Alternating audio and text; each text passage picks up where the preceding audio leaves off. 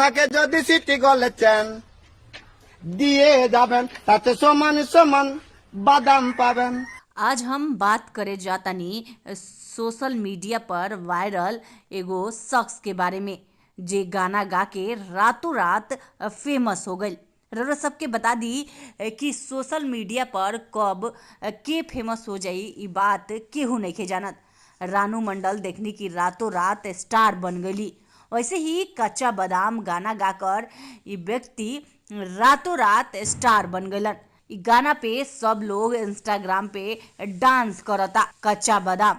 और सबके बता दी कि सिंगर के नाम भुवन बायांकर है, जे कि काफी मशहूर सिंगर हवे।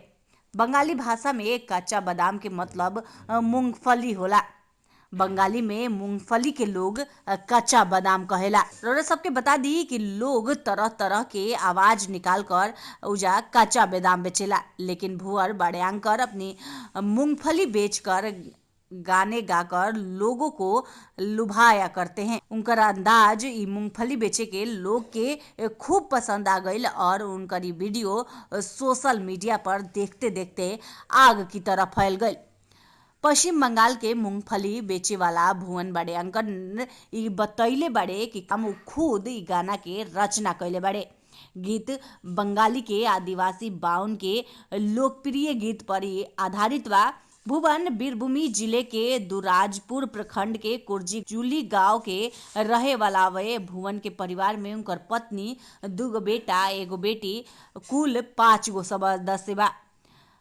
रउरा सबके बता दी कि एमे सबसे खास बात बाकी भुवन अपन घर के कोनो टूटल फूटल सामान के बदले मूंगफली बेचेलन। उ रोजाना 3 से 4 किलो मूंगफली बेचकर 2 से 250 रुपया कमा लेवेलन। उनकर अब वीडियो ई सोशल मीडिया पर खूब वायरल होता। भुवन के जब बात कल गई तो वो कहलन कि हम चाहतनी कि मेरे जो गाना बा उ सरकार हमार परिवार के रहे के कोई अस्थायी व्यवस्था कर दे। भुवन से जब बात कल गई तो वो कहलन कि वो चाहत रहे कि लोग उनका गाना के बारे में जानो और सरकार उनका परिवार खातिर कोनो अस्थायी व्यवस्था कर दे। वो कहत रहे कि हम अपना परिवार के अच्छा खाना खिलावल चाहेनी और सुंदर कपड़ा के व्यवस्था कल चाहेनी। भुवन के गाना इस सोशल मीडिया पे खूब वायरल होता कच्चा बादाम। रउरा सब भी सुनले होखम इंस्टाग्राम पे के तरी रील वायरल होता कच्चा बादाम। युवक गाना गा के सोशल मीडिया पर वायरल हो गइल बड़े। रउरा सब के वीडियो कैसन लागल है कमेंट करके जरूर बताइम और हमार चैनल भोजपुरी लेटेस्ट न्यूज के सब्सक्राइब कर लेम। तो रउआ लोग इ लाल बटन दबा के भोजपुरी लेटेस्ट न्यूज के सब्सक्राइब कर ली और ई घंटी भी दबा दी ताकि सबसे पहले रउरा लोग भोजपुरी के वीडियो देख सकी।